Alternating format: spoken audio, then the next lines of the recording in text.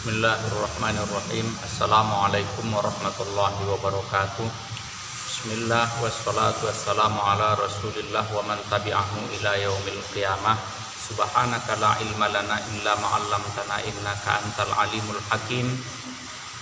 Hasbunallahu wa ni'mal wakil, ni'mal maula wa ni'man nasir, wa la hawla wa la quwata illa billahil aliyil azim.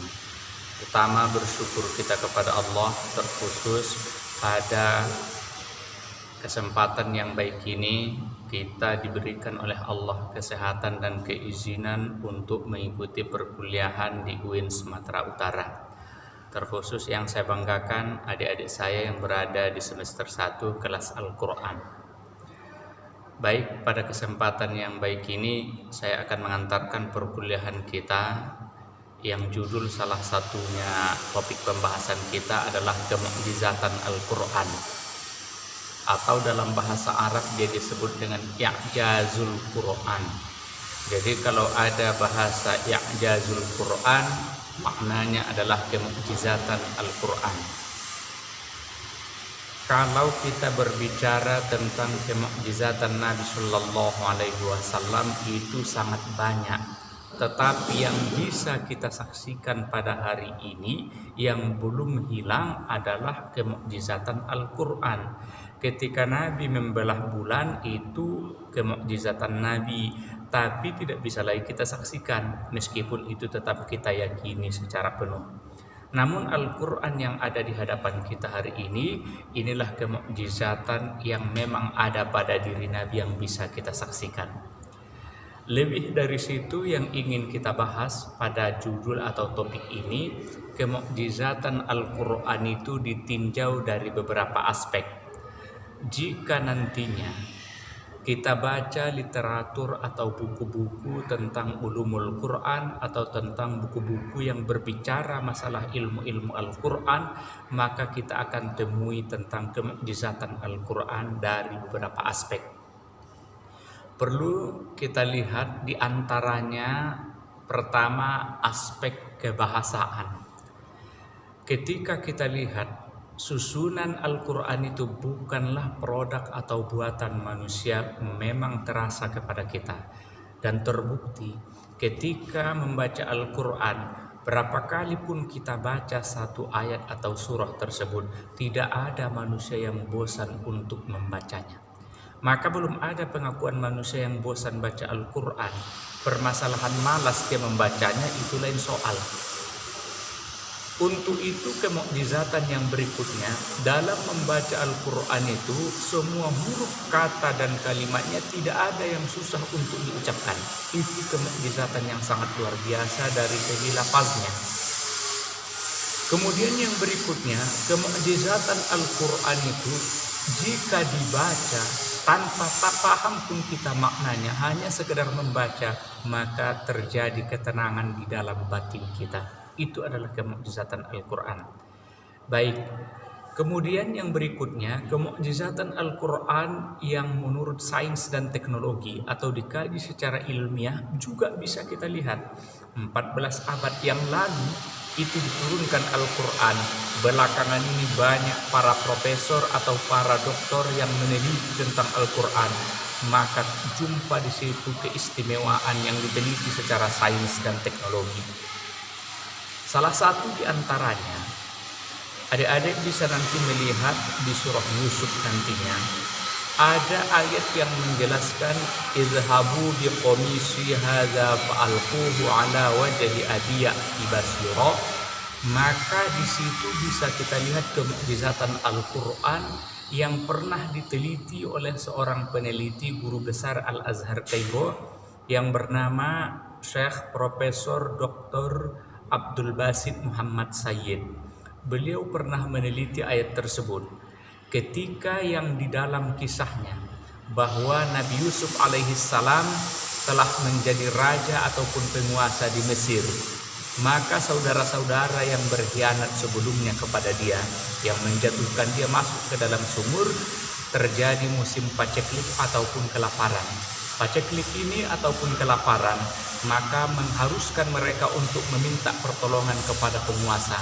Yang simpul kisahnya, mereka menjumpai penguasa yang dermawan, namanya adalah Yusuf. Maksudnya adalah Nabi Yusuf alaihi salatu wassalam yang berada di Mesir.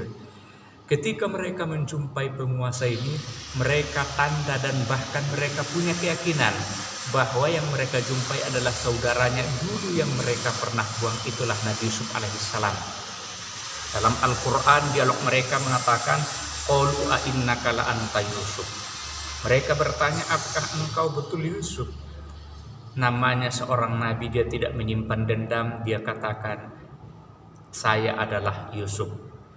Pada saat itu mereka memeluk Nabi Yusuf alaihi salatu wassalam sambil mengatakan, ayah kita telah buta.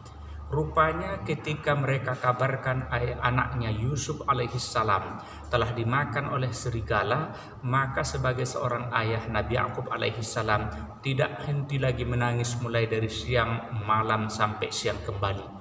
Kenapa? Karena kesedihan yang dirasakan oleh Nabi Yakub, anak yang paling sangat dia sayangi, lalu sudah dimakan oleh serigala. Siang malam yang menangis itu mengakibatkan terlalu banyak keluar air matanya, yang dalam Al-Quran akibat fatalnya itu adalah wabayaddat ainahu, bola matanya itu sudah menjadi putih semua. Kenapa? Karena terlalu banyak mengeluarkan air mata. Jika ditinjau dari sains dan teknologi secara ilmiah, ternyata air mata yang berlebihan dikeluarkan itu bisa kabur, bahkan bisa merusak mata kita. Untuk itulah terjadi kepada Nabi Yakub alaihi salatu wassalam, beliau buta, beliau tidak bisa lagi melihat. Kenapa? Karena terlalu banyak mengeluarkan air mata. Mereka katakan kepada Yusuf, wahai adik kami, wahai saudara kami, engkau telah membuat kami sebagai obat kepada orang tua kita, kepada ayah kita.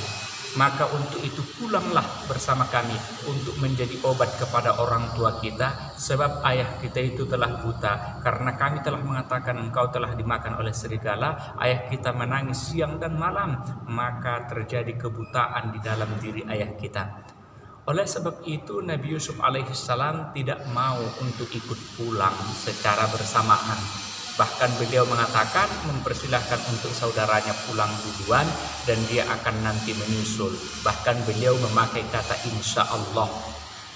Tetapi beliau menitipkan yang diceritakan dalam ayat tersebut, dalam surah tersebut, izhabu biqamisi, bawalah baju gamisku ini. Kemudian usapkan nanti ke wajah ayahku, ya'ti basiro. Ya'ti itu fi'lun mudhari, berarti akan terjadi dia, maka ayahku akan bisa melihat. Kalau dari segi akal kita mungkin tidak masuk akal, baju gamis diusapkan ke bagian dari wajah kita, lalu kemudian sembuh penglihatannya, itu tidak masuk akal. Ternyata terjadi kemukjizatan Al-Quran ini yang diteliti oleh Profesor Dr. Abdul Basit Muhammad Said pada 1989. Diuji cobakan dia dan menjadi disertasi dia pada saat itu. Lalu dia berkesimpulan, yang ada di dalam baju gamis tersebut adalah jenis keringat dari Nabi Yusuf alaihi salatu wassalam. Maka beliau membuat disertasinya bahwa keringat manusia itu adalah sebagai salah satu komponen menentukan dalam penyembuhan obat mata. Untuk itu sampai 1992 Amerika Serikat dan Jerman memberikan hak paten kepada Profesor Dr. Abdul Basit Muhammad Said. Obat mata yang terbaik sampai hari ini di dunia adalah yang diteliti oleh Profesor Abdul Basit itu, yaitu yang ada di dalamnya komponen jenis keringat manusia. Adik-adik saya yang di kelas Al-Quran, maka disinilah kesempatan kita bahwa kita sebagai calon sarjana untuk mendekatkan diri kepada Al-Quran, mencari informasi Al-Quran dengan seutuhnya, melakukan penelitian terhadap Al-Quran, mencari informasi-informasi yang ada dalam Al-Quran, agar Al-Quran itu menjadi hudan dan menjadi rahmat, menjadi syifa kepada kita semua. Kenapa? Karena orang yang mau belajar dan meneliti Al-Quran, tentu dia adalah orang yang dilebihkan oleh Allah Subhanahu wa Ta'ala. Karena Al-Quran menjadi pedoman hidup, menjadi rahmat dalam hidup, menjadi obat di dalam hidup. Karena kenapa? Kita dekat dengan Al-Quran. adik-adik saya yang di kelas Al-Quran, sebagai pengantar perkuliahan kita tentang kemukjizatan Al-Quran, tentu itu masih banyak yang belum kita singgung kemukjizatannya. Baiknya ditinjau dari segi fisika, ditinjau dari segi biologi, ditinjau dari segi ilmu sosial bermasyarakat, masih banyak tentang masalah kemukjizatan Al-Quran. Saya ingin memberikan sebuah saran atau motivasi sekaligus anjuran kepada kita untuk memiliki buku yang menunjang perkuliahan kita. Kalau contohnya misalnya masalah kemukjizatan Al-Quran itu bisa kita lihat di dalam buku referensi kita. Saya rekomendasikan untuk rekomendasi saya materi mata kuliah Al-Quran ini adalah buku yang ditulis oleh Dr. Mursal Aziz MPDI dan juga penulis keduanya saya sendiri. Beliau ini juga dosen Al-Quran yang juga sama dengan saya. Alasan saya yang pertama untuk merekomendasikan sekaligus yang menjadi referensi utama dalam perkuliahan kita, sebab buku ini sudah disesuaikan dengan silabus kita. Makanya kita itu sebetulnya itu sudah disesuaikan dengan buku referensi kita tadi, sehingga untuk mempermudah kita baik ya dalam menyelesaikan tugas atau topik-topik yang sudah dibagikan. Kemudian yang berikutnya, jangan biarkan diri kita menjadi mahasiswa yang tidak mempunyai peralatan utama. Apa itu peralatan utama? Adalah mempunyai buku. Tidak mungkin kita menguasai ilmu itu tanpa kita memiliki bukunya. Maka untuk itu yang saya rekomendasikan tadi itu seharusnya harus kita miliki bukunya. Untuk pengenalan bukunya saya bisa tunjukkan ini bukunya.